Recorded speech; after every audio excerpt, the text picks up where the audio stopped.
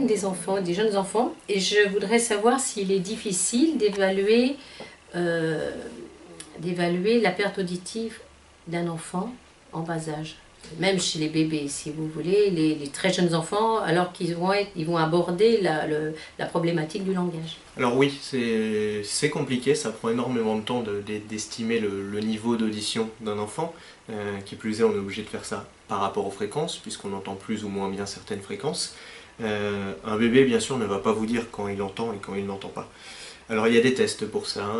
Par rapport au dépistage néonatal, dès le 2e jour après la naissance, on peut faire ce qu'on appelle une auto-émission. C'est-à-dire que c'est un appareil qu'on va mettre dans l'oreille qui vient vérifier le fonctionnement de l'oreille, si vous voulez. Ça vient vérifier que l'oreille a une activité. D'accord ? On sait que si ce test est bon, il y a de très fortes chances pour que l'audition soit bonne. Si ce test est négatif, ça ne veut pas dire que l'enfant n'entend pas. Ça veut dire qu'il faudra recontrôler par la suite. D'accord ? Donc ça, c'est pour le dépistage néonatal. Ensuite, une fois qu'on a repéré un enfant à risque, on peut déjà faire des tests simples, c'est-à-dire frapper sur un objet qui fait vraiment beaucoup de bruit, un petit gong par exemple, vérifier si ses paupières se ferment. Voilà, parce que quand un son nous agresse, on ferme les paupières. Voilà. Donc il y a des signes. Plus loin, chez l'audioprothésiste spécialiste de l'enfant, on va aller tester l'audition de l'enfant en le faisant jouer. Donc sur une moquette, à 4 pattes, on lui envoie des sons, on essaie de repérer ses réactions, notamment avec les yeux, avec les mouvements des bras, des mains. Voilà. Donc ça permet d'estimer à partir de quel moment l'enfant entend et à partir de quel moment il n'entend pas. D'accord ?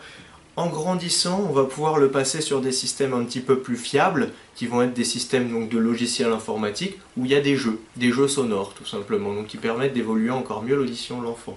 Donc c'est vrai que la mesure d'audition d'un enfant, ça se fait dès le départ, mais ça se peaufine par la suite, pendant le suivi et au fil des années, parce que son audition peut évoluer, mais parce qu'il est plus à même aussi d'aider l'audioprothésiste en lui donnant des indications plus fiables.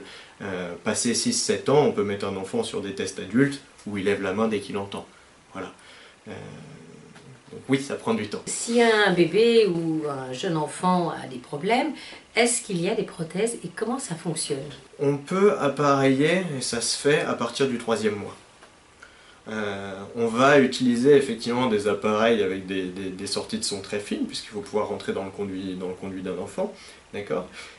Ça peut se faire parfois au préalable d'un implant cochléaire. Alors ça c'est pour l'implant cochléaire, c'est un dispositif lié aux personnes ayant soit quasiment perdu la totalité de l'audition, d'accord, soit aux enfants ayant une perte sévère ou profonde. Dans ces cas-là, on essaye d'abord avec une prothèse et on peut penser à implanter au minimum après 9 mois. Donc l'intérêt, c'est de mettre une prothèse de 3 à 9 mois, de voir comment ça se passe. Si on voit que ça se passe très bien avec la prothèse, on réfléchit avant de faire l'implant, la prothèse est suffisante. Si jamais la prothèse n'est pas suffisante, on pense à faire l'implant dans ce cas-là. Voilà. Donc ça commence à partir du 3e mois, un appareillage. Ah oui, je voulais savoir si une perte d'audition très importante pouvait avoir une correction et si c'est les mêmes types de prothèses que vous mettez. Je parle chez l'enfant ou Oui. Pour les pertes profondes chez l'enfant, comme pour les pertes profondes chez l'adulte d'ailleurs, il existe effectivement des appareils auditifs dédiés à ce type de perte. Donc on va être sur un appareil auditif bien sûr plus épais parce qu'il faut la puissance et l'alimentation donc par pile suffisante, d'accord. Mais on peut aller chercher des pertes auditives à 110, 120, 130 décibels, voire plus. Voilà. Donc c'est-à-dire pour vous donner une idée, en boîte de nuit quand le son est à fond, on est à 105 décibels. Voilà. Il y a certains enfants qui entendent à partir de 120 décibels seulement. Donc ça existe, ça se corrige avec des machines puissantes. L'appareillage d'un enfant c'est intéressant parce qu'un enfant n'a pas encore créé ses références auditives, d'accord. Donc on va lui donner un gain qui va être très important, beaucoup plus qu'un adulte. Il va être capable de s'y adapter, de s'y faire et puis de construire son monde auditif autour de ça. Aujourd'hui, un enfant qui est appareillé très tôt, même avec une perte profonde, il peut avoir une vie normale. Voilà. Et je voulais savoir si un enfant qui est appareillé va pouvoir, s'il y a des possibilités d'évoluer et de se passer de la prothèse plus tard, ou s'il sera avec une prothèse toute sa vie. Un enfant qui a une perte auditive à la naissance continuera de porter une prothèse auditive toute sa vie. À moins de passer sur un implant cochléaire au bout d'un moment, mais un implant cochléaire reste aussi une forme de prothèse auditive. Voilà. Il n'y a pas de récupération de l'audition. Il y a des opérations pour certains types de pertes seulement.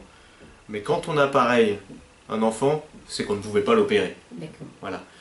Donc un enfant appareillé gardera des appareils auditifs tout au long de sa vie, il ne récupérera pas son audition.